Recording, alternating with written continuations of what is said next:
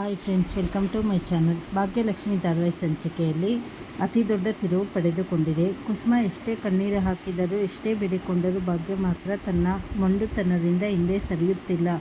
ತಾಂಡವನ ಜೊತೆ ಮರುಮದುವೆಯಾಗಲು ಅವಳು ಸಜ್ಜಾಗಿದ್ದಾಳೆ. ಆದರೆ ಈ ಮದುವೆಯ ಹಿಂದೆ ಭಾಗ್ಯಳ ಯಾವುದೋ ಒಂದು ರಹಸ್ಯವಾದ ಸಂಚು ಅಡಗಿದೆ ಎಂಬುದು ಅವಳ ಕಣ್ಣಿನಲ್ಲೇ ಕಾಣುತ್ತದೆ. ಸಂಚಿಕೆ ಆರಂಭದಲ್ಲಿ ಆದಿ ಮತ್ತು ಕಿಶನ್ ಇಬ್ಬರು ತುಂಬ ಗೊಂದಲದಲ್ಲಿ ನಿಂತಿರುತ್ತಾರೆ. ಅವರ ಪರಿಸ್ಥಿತಿ ಹೇಗೆಂದರೆ ಮುಂದೆ ಹೋಗಲು ದಾರಿ ಇಲ್ಲದಂತಾಗಿದೆ. ಅಷ್ಟರಲ್ಲಿ ಅಲ್ಲಿಗೆ ಕಾಮತ್ ಬರುತ್ತಾರೆ. ಆದಿ ಏನೋ ಹೇಳಲು ತನ್ನ ಅಪ್ಪನ ಬಳಿ ಹೋದಾಗ ಕಾಮತ್ ಸಿಟ್ಟಿನಿಂದ ಕೆಂಡವಾಗ್ತಾರೆ. ನಿನ್ನ ಹತ್ತಿರ ಮಾತನಾಡಲು ನನಗೆ ಯಾವ ವಿಷಯವೂ ಉಳಿದಿಲ್ಲ, ಸುಮ್ಮನೆ ಇಲ್ಲಿಂದ ತೊಲಗು ಎಂದು ಮಗನನ್ನು ಬೈದು ಹಾಕ್ತಾರೆ. ಅದರಿಂದ ಆದಿಗೆ ತುಂಬ ಅವಮಾನವಾಗುತ್ತದೆ. ಆದಿ ಕಣ್ಣು ಮುಚ್ಚಿಕೊಂಡು ದೇವರೆದುರು ತನ್ನ ಅಸಹಾಯಕತೆಯನ್ನು ತೋಡಿಕೊಳ್ಳುತ್ತಾನೆ. ಇತ್ತ ಮನೆಯಲ್ಲಿ ಮದುವೆಯ ಸಡಗರ ಶುರುವಾಗಿದೆ. ಭಾಗ್ಯ ಧಾರೆ ಸೀರೆ ಹಿಡಿದು ಕುಸುಮಾಳ ಮುಂದೆ ಬಂದು, ಅತ್ತೆ ನೋಡಿ, ಈ ಸೀರೆ ಚೆನ್ನಾಗಿದೆಯಾ, ಇದನ್ನೇ ನಾಳೆ ಮದುವೆಗೆ ಉಟ್ಟುಕೊಳ್ತೇನೆ ಅಂತ ಹೇಳ್ತಾಳೆ. ಆ ಮಾತನ್ನು ಕೇಳಿದಾಗ ಕುಸುಮಾಳ ಎದೆ ಒಡೆದಂತಾಗುತ್ತದೆ.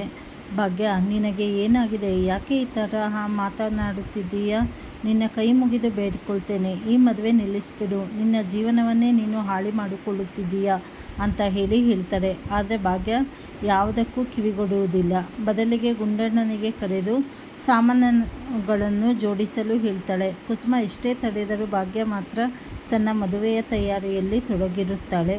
ಅಷ್ಟರಲ್ಲಿ ಅಲ್ಲಿಗೆ ತಾಂಡವ್ ಬರ್ತಾನೆ. ಭಾಗ್ಯಳ ಕೈಯಿಂದ ಸಾಮಾನುಗಳನ್ನು ಕಿತ್ತುಕೊಂಡು, ನೀನೇ ಯಾಕೆ ಕಷ್ಟಪಡುತ್ತಿದ್ದೀಯಾ ಭಾಗ್ಯ, ಇಷ್ಟು ದಿನ ನಡೆದಿದ್ದೇ ಬೇರೆ, ಇನ್ಮುಂದೆ ನಡೆಯುವುದೇ ಬೇರೆ, ನಿನ್ನ ಪೂರ್ತಿ ಜವಾಬ್ದಾರಿ ಇನ್ಮುಂದೆ ನಂದು, ನೀನು ಯಾವ ಕೆಲಸವನ್ನು ಮಾಡುವ ಅಗತ್ಯವಿಲ್ಲ ಅಂತ ಸುಳ್ಳು ಪ್ರೀತಿಗೆ ನಾಟಕವಾಡ್ತಾನೆ. ಇದನ್ನು ನೋಡಿ ಸುನಂದನಿಗೆ ಎಲ್ಲಿಲ್ಲದ ಖುಷಿಯಾದರೆ ಕುಸುಮಂಗೆ ಮಾತ್ರ ತಾಂಡವನ ಮುಖ ನೋಡಿ ಅಸಹ್ಯವಾಗುತ್ತದೆ. ಮದುವೆಗೆ ಬರುವ ಅತಿಥಿಗಳ ಲಿಸ್ಟ್ ಮಾಡುವಾಗ ಭಾಗ್ಯ ಒಂದು ದೊಡ್ಡ ಬಾಂಬ್ ಸಿಡಿಸ್ತಾಳೆ. ಗಿರಿಜಕ್ಕ ಮತ್ತು ಕ್ಯಾಂಟೀನ್ನವರ ಹೆಸರುಗಳನ್ನು ಬರೆಯುತ್ತಾ, ಅತ್ತೆ, ಈ ಮದುವೆಗೆ ಮುಖ್ಯ ಅತಿಥಿಯಾಗಿ ಶ್ರೇಷ್ಠ ಬರಲೇಬೇಕು ಎನ್ನುತ್ತಾಳೆ. ಆ ಹೆಸರು ಕೇಳಿದ ತಕ್ಷಣ ತಾಂಡವನಿಗೆ ಬೆವರು ಇಳಿಯಲು ಶುರುವಾಗುತ್ತದೆ.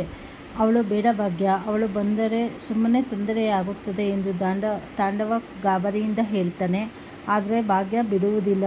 ಶ್ರೇಷ್ಠ ನಿಮ್ಮ ಹೆಂಡತಿಯಲ್ಲವೇ, ನನ್ನ ಸ್ಥಾನ ಕಿತ್ತುಕೊಂಡವಳು ಅವಳೇ ಅಲ್ವಾ, ಅವಳು ಈ ಮದುವೆ ಮಂಟಪಕ್ಕೆ ಬರಲೇಬೇಕು, ಬಂದ ಮೇಲೆ ಅವಳು ನನ್ನ ಮತ್ತು ನಿಮ್ಮ ಸಂಬಂಧವನ್ನು ಒಪ್ಪಿಕೊಳ್ಳಲೇಬೇಕು, ಅವಳು ಒಪ್ಪಿಕೊಂಡ ಮೇಲೆ ಮಾತ್ರ ಈ ಮದುವೆ ಆಗುವುದು ಎಂದು ಖಡಕ್ಕಾಗಿ ಹೇಳ್ತಾಳೆ.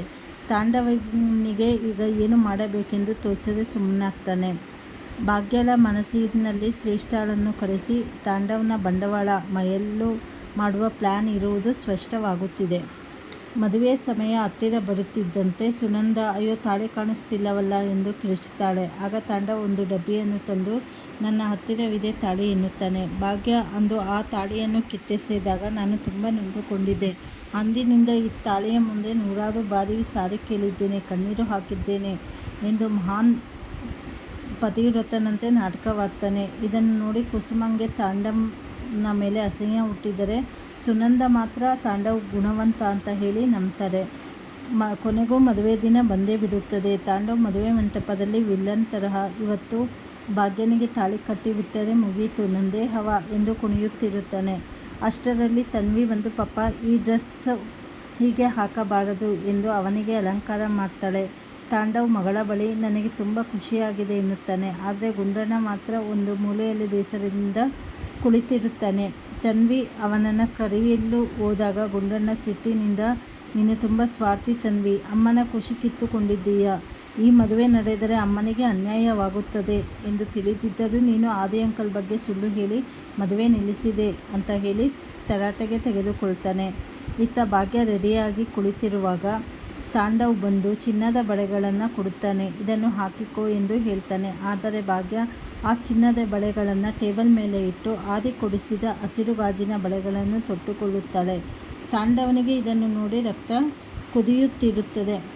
ಬೇವರ್ಸಿ, ಆದಿ ಕೊಡಿಸಿದ ಗಾಜಿನ ಬಳೆ ಬೇಕಾ ನಿನಗೆ ಎಂದು ಮನಸ್ಸಿನಲ್ಲೇ ಬೈದುಕೊಳ್ತಾನೆ.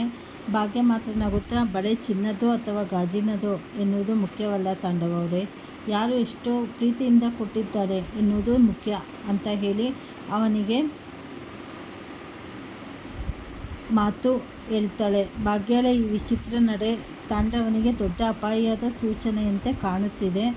ಇನ್ನು ಮುಂದಿನ ಸಂಚಿಕೆಗಳಲ್ಲಿ ಏನು ಬದಲಾವಣೆ ಆಗುತ್ತೆ, ಭಾಗ್ಯ ಹೇಗೆ ತಾಂಡವನಿಗೆ ಬುದ್ಧಿ ಕಲಿಸ್ತಾಳೆ, ಮದುವೆಯಿಂದ ಹೀಗೆ ಪಾರಾಗ್ತಾಳೆ, ಆದಿ ಜೊತೆ ಅವಳು ಮದುವೆ ಆಗುತ್ತಾ, ಶ್ರೇಷ್ಠ ಏನಾದರೂ ಮದುವೆಗೆ ಬರ್ತಾಳಾ ಅಂತ ಹೇಳಿ ಮುಂದಿನ ಸಂಚಿಕೆಗಳಲ್ಲಿ ತಿಳಿದುಕೊಳ್ಳೋಣ. ಹೊಸದಾಗಿ ಯಾರ್ಯಾರು ಚಾನಲ್ ನೋಡ್ತಾ ಇದ್ದೀರಾ ಚಾನಲನ್ನು ಸಬ್ಸ್ಕ್ರೈಬ್ ಮಾಡ್ಕೊಳ್ಳಿ, ಲೈಕ್ ಮಾಡಿ, ಶೇರ್ ಮಾಡಿ, ಹಾಗೆ ಪೂರ್ತಿ ವಿಡಿಯೋ ನೋಡಿ ನಿಮ್ಮ ಅನಿಸಿಕೆ ಅಭಿಪ್ರಾಯ ತಿಳಿಸಿ. ಧನ್ಯವಾದಗಳು.